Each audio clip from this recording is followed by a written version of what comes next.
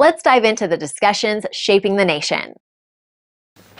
Minister, in a world reshaping by technology, climate change and shifting geopolitics, one truth remains constant: knowledge drives prosperity. And this rapidly changing landscape, higher education, research and skills are not luxuries, they are economic necessities. Ireland's competitive edge will not come from natural resources or low costs, it will come from talent, from the people we educate, the research we fund, the skills we foster. Every lecture hall, every lab, every apprenticeship is an investment in the future of our economy. Research and innovation do not happen in silos. They fuel growth across every sector, from artificial intelligence to agriculture, clean technology to healthcare. When we support researchers, we are not just funding ideas, we are building industries. Countries that increase research and development spending consistently see long-term gains in GDP, productivity and global competitiveness.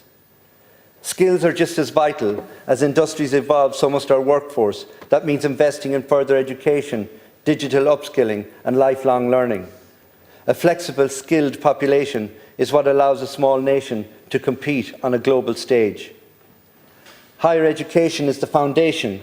It attracts international talent, creates partnerships with industry and helps anchor high-value jobs here at home.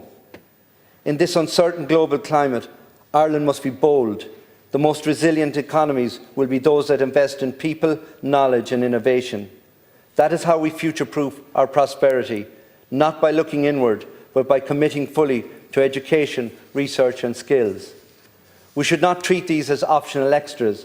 They are our economic engine and, in a changing world, our economic competitive advantage. Research is key. Collaboration between universities and industry must be fostered, driven and funded. PhD programmes are the fulcrum of such collaboration. A quiet but important transformation is already underway. Census 2022 showed that more than 38,000 people in Ireland held a doctorate degree, up 33% since 2016. And in 2023, PhD enrolments increased by 5% compared to the previous academic year, and 26% since 2016. These numbers tell a story of progress, but they also hint at an untapped opportunity.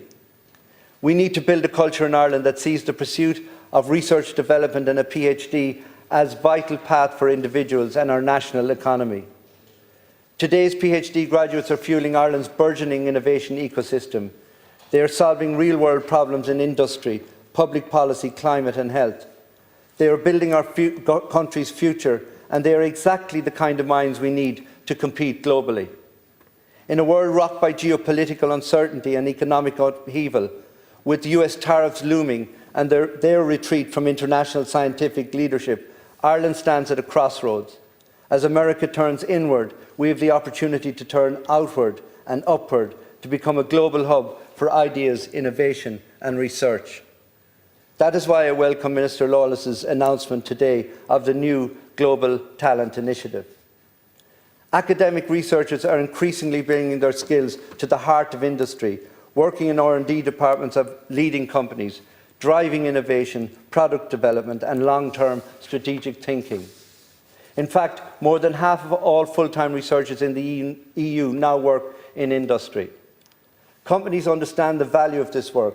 Take Apple, which spends more in R&D in a year than the entire UK government. And that's not a coincidence. It's a recognition that investing in knowledge, creativity and experimentation pays dividends in future products, competitiveness and growth.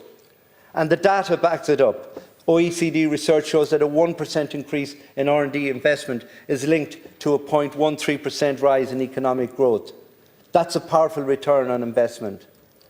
We are entering a more fragmented global economy with rising protectionism, trade tensions and tariffs. History shows that these kind of measures often lead to a decline in international competition.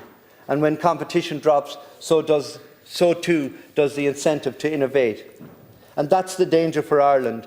A fall in global competition could trigger a slowdown in R&D investment here at home.